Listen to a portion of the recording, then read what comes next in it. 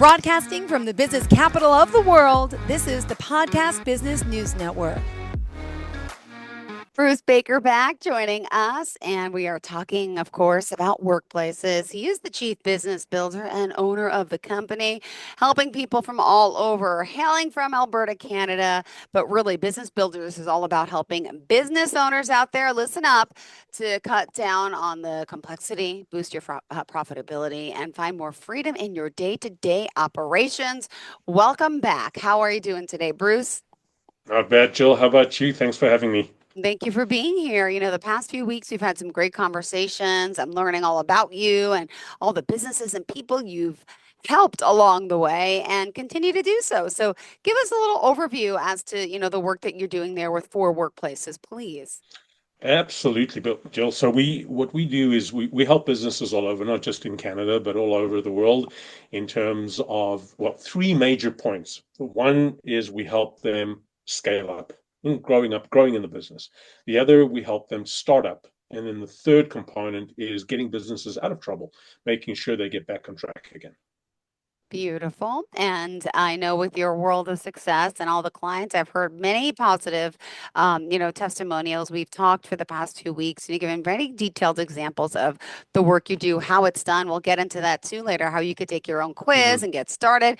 But let's jump right into today's show, and maybe talk to our listeners here about the telltale signs that maybe, that a business owner is pursuing someone else's version of success rather than their own. Yeah, well, this is something that we see every day, and we work with people, not just for startups, but for those folks that are trying to grow their business, scale their business. So and even not just scaling your business, but getting out of trouble as well. So what I want to explore today is the critical first step for any business owner: deciding what they truly want. Whether, again, like I said, whether you're starting up, navigating growth, or steering out of trouble, each phase as you go through that demands decisive action. So in our fast-paced world, the pressure to move quickly can lead to replicating, as you said, other people's paths. So, if Jill does it or Bruce does it, then hey, that's a great idea. Let me just do the same thing. So Yeah. we do that, and we tend to rush those decisions. So what I want to talk to you about this morning and share with the folks that are listening is the 4E method, where we talk about 4 major E's: emotional investment, expectation setting, energizing self, and execution. What this method does is that it helps people ensure their decisions are not only swift, but also aligned with their unique vision, creating momentum and sustainable success. So I want to dive in a little bit with that model this morning, if that's okay. Bring it on. Go for it, babe. Thank you. Awesome. Awesome. So, what is the 4E method of results? So, it's a practical and a very powerful system that we've used for years that really gets the results. It's designed for entrepreneurs, founders, and business leaders, that creates clarity for them, builds momentum in terms of what they want to achieve, and most importantly, for any entrepreneur, for any business owner, driving results, not just one time, but sustainable results without mimicking someone else's version of what that success looks like.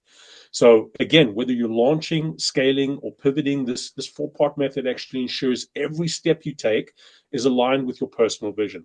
It's grounded in reality, which is what's so critical, Yeah. and energized with that conviction behind it. So what I want to do, Jill, is just explain each E for everybody, and at a glance, and go from there. So, first, emotional investment. The first is, ask yourself the question: what do I deeply care about? What do I really want to see? How does that make me feel? I want people to tap into the purpose behind their goals. Yeah. This emotional truth becomes what I'm sure you've heard about. I'm sure other people have heard about it, is your North Star, right? So that's the Hmm. first E, emotional investment.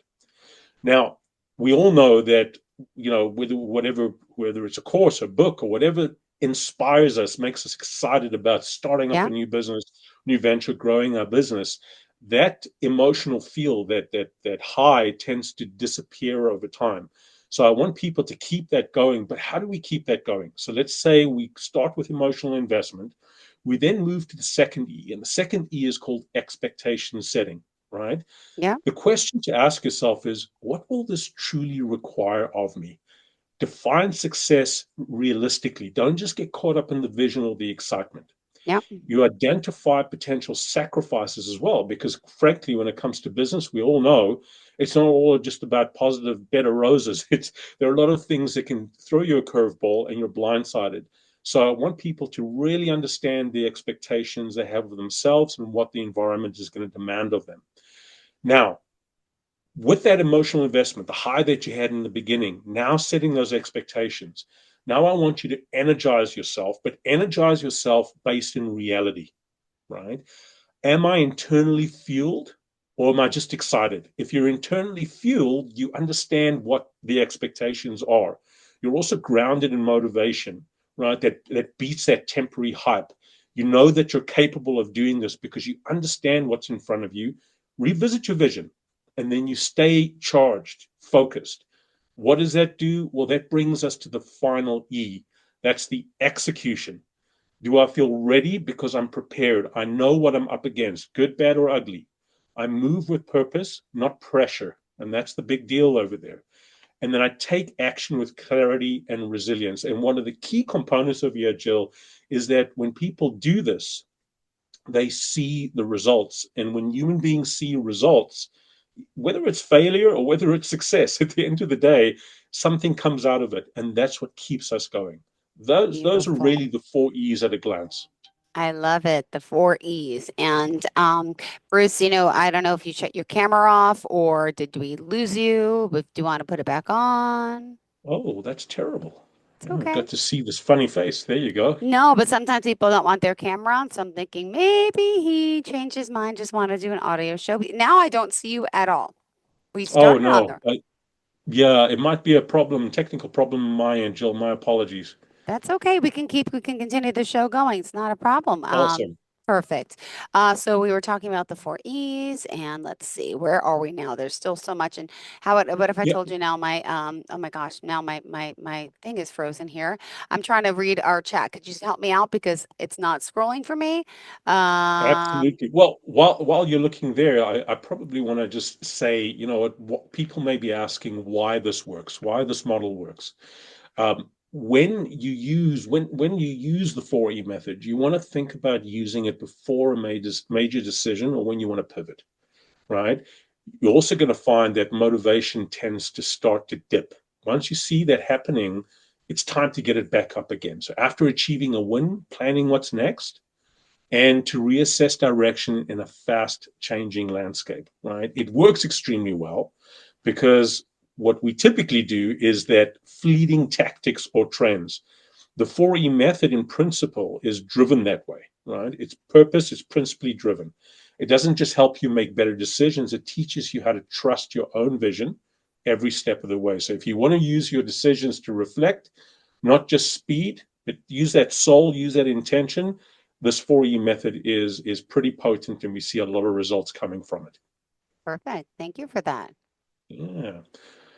How's the technical components on your side? Good. Well, how can Entrepreneur realize their initial excitement has faded with the first steps they should to reignite and spark? Getting it back. It's going slow. Yes. Absolutely, absolutely. So, Jill, I don't know if you saw the questions over there. Yes.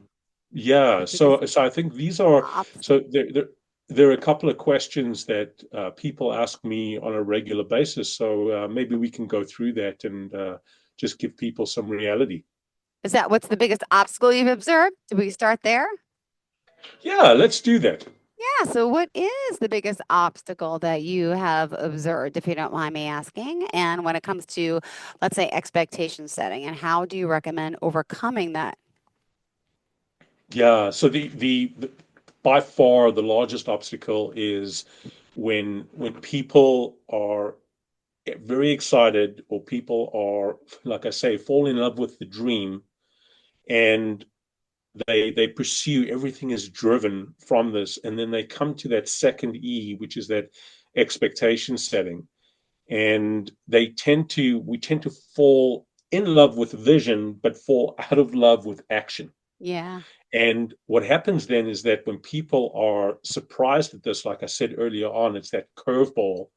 that people are not expecting. And what happens is that we tend to veer away from from the commitment because, well, I don't really want to sacrifice this. I don't really want to have less time with this. And then the big question starts coming up is, I don't know if I've got time for this, but Yeah. really what we're trying to say and what we are saying is that I don't know if I'm capable of doing this. And then as soon as that question hits, we tend to lose momentum. We tend to fall within ourselves. We're not looking for external assistance or support, and we're just not confident in pursuing it. And that is, when the typical New Year's resolution mentality comes into it. How many New Year's resolutions do people actually stick to?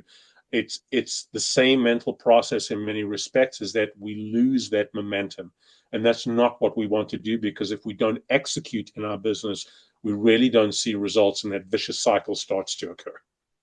Beautiful. Well, thanks for sharing that. And also, if you don't mind me moving on to talk a little bit about, why do you think business owners really kind of hesitate when it comes to completely being honest about the sacrifice required that goes into reaching all these goals?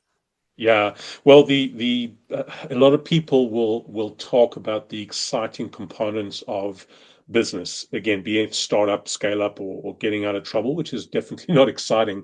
But the thought of doing those things or achieving those things tend to dissipate pretty quickly. So again, like I said earlier on, the reason why they dissipate is because now I have to spend an additional 15, 20 hours a week in being able to achieve this. But I didn't necessarily think that it would mean this for my life. It would mean this for the reality of my business. So what happens is that sacrifice is too high. The commitment is also something that people don't want to follow, because they feel that, well, if I fail, what is that going to mean, right? Yeah. What are other people going to think of me and my business? If I fail, very importantly, and probably one of the most potent responses or narratives people have in their heads, is that if I fail, how am I going to judge me? Right? Not Yeah. just what other people think of me, is I am not going to, it's too painful. I don't want to deal with that just in case I fail. And that kind of narrative or self-talk is essentially what makes businesses fail, or at least failing in terms of a decision that they've made Yeah. and the execution and results they want to see. Got it. Well, thank you for that. And if you are just tuning in, I just want to remind everyone we are talking to our friend Bruce Baker here from Chief Builder Build. He's our Chief Business Builder from Workplaces. That's for Workplaces, and we're excited that he's here today again, giving us guidance and talking more, about how he's helping you and can help you if you are listening as a business owner. And it's just kind of like when you energize the self in a sense, how can people really distinguish between, genuine confidence and maybe more excitement? Yeah, yeah. So one thing's for sure is that the most powerful uh, energy comes from the beginning, and that we're talking about those four E's. It comes from that uh, place where, man, this vision in my head looks fantastic. The person that's telling me all about this, the book that I'm reading, the course that I'm taking, it's really, really powerful. And but people need to know that that only lasts for a few days, or sometimes even a few hours. When you realize, and you do yourself, frankly, you do yourself a favor, and like a lot of people would say, you know what, burst my bubble. Sometimes it's good to burst your bubble. And bursting the bubble actually, it reminds me of the movie with Keanu Reeves with Matrix, right?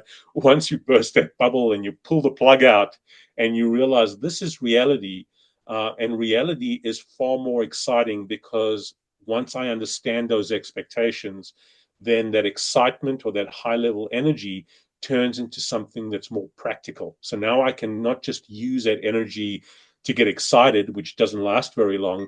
I use that energy in a more purposeful, intentional way that now gives me control and creates that execution I'm looking for.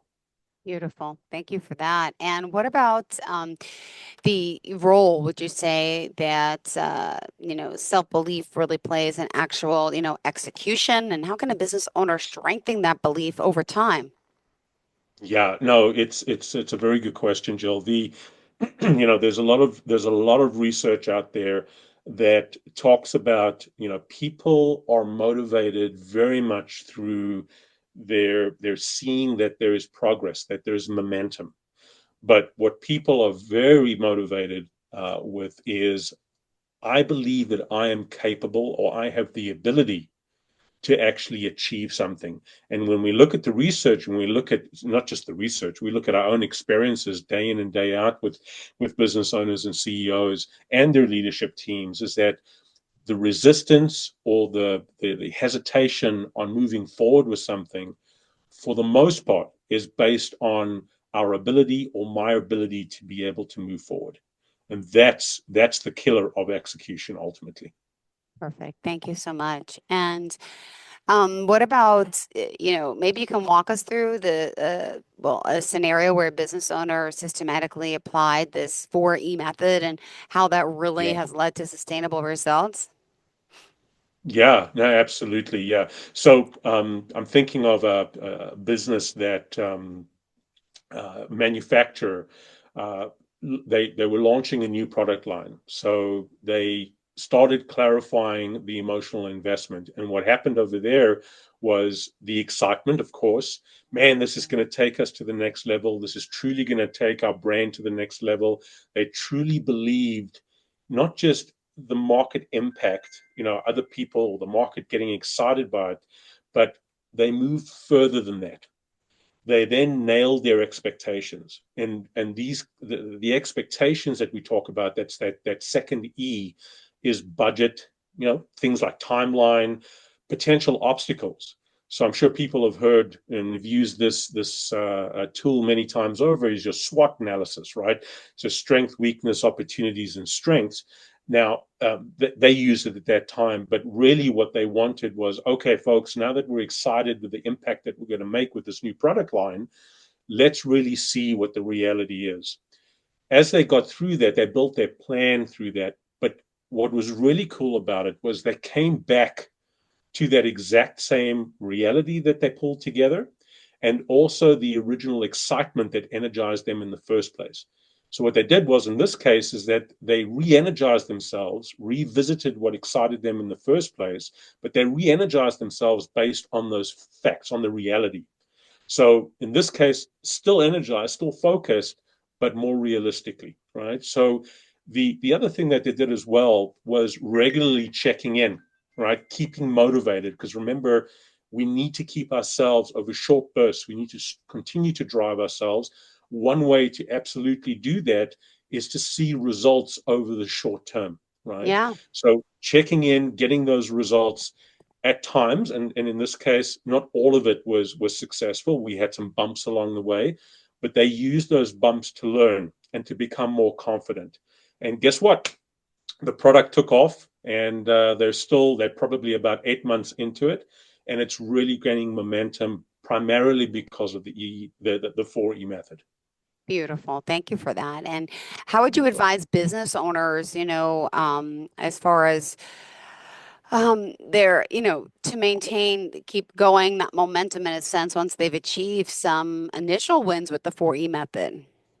Yeah, absolutely. So, after a win, it's tempting to relax and drift, right? I say to people, when you win or when you lose, revisit what made you win, because you can reinforce that and repeat that. But also look at what made you fail. And failing is not a negative word. Learn what you can from it. So in this case, instead, revisit your emotional investment, right? Has it shifted? Update your expectation settings based on new insight and new goals. Then re-energize yourself around the next milestone, right? Execution then remains consistent, and that's the name of the game, because you're proactively redefining your motivation. It's a virtuous cycle if you keep revisiting each E as you work through it. Perfect. And, what would you say is the most common misstep that you see with a lot of your entrepreneurs who really try to move fast? And how does the 4E method really provide a safeguard in a sense? Yeah, they set very vague goals regularly, or they buy into the hype, right? And when I say hype, it's not to disparage people's motivation or disparage other people that are trying to motivate others. That's all critical, and that forms part of the first E. So, but we've got to be careful, because once we buy into too much of that hype, we crash when reality Yeah. hits. With the 4E method, you can't bypass your own emotional truth or Mm-hmm. ignore resources and risks, right?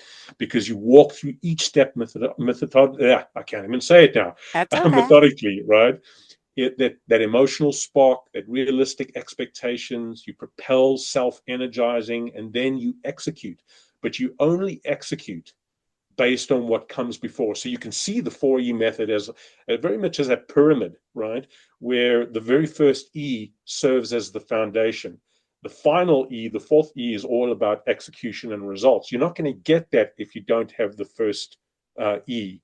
So you guard against blind spots that happen when you're rushing, right? And this takes you through it. Perfect. Thank you so much. And now, with this fast-paced world we're living in, how could you give some advice about how entrepreneurs can really balance these, swift decision making, with the depth of reflection really that's needed for like this long-term success? Yeah, you remind me of a client I met yesterday, and a very similar question came up, and it comes down to building in strategic pauses. Now, what do I mean by that? You don't need to overanalyze every single decision, analysis through paralysis.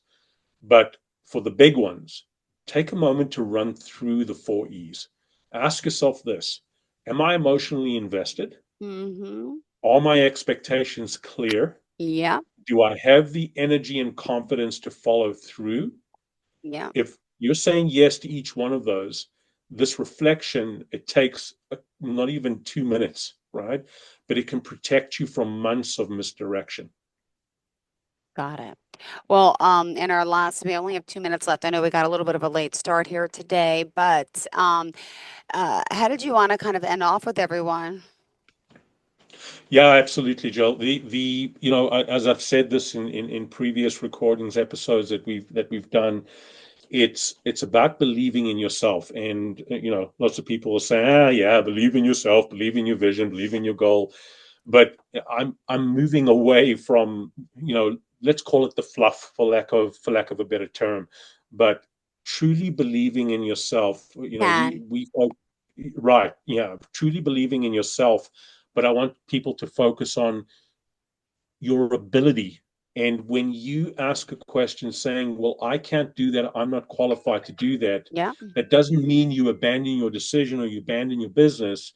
What that means is It's that as a leader, who do I need to surround myself with to help me achieve that objective? You're not by yourself in doing this. You certainly shouldn't be, but your ability to not just do the task, but your ability to actually find people, surround yourself with people that can help you execute those results is what it's all about, not just about you. perfect. Thank you so much for today. How do we reach out to you? Yeah, absolutely. So website, obviously the first place to go, www.4workplaces, so the number 4workplaces.com, or feel free to give me a call directly at 780-850-6957.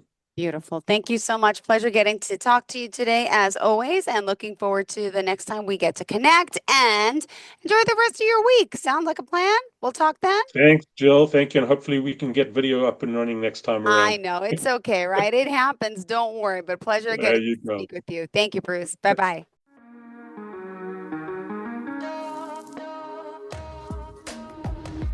Broadcasting from the business capital of the world, this is the Podcast Business News Network.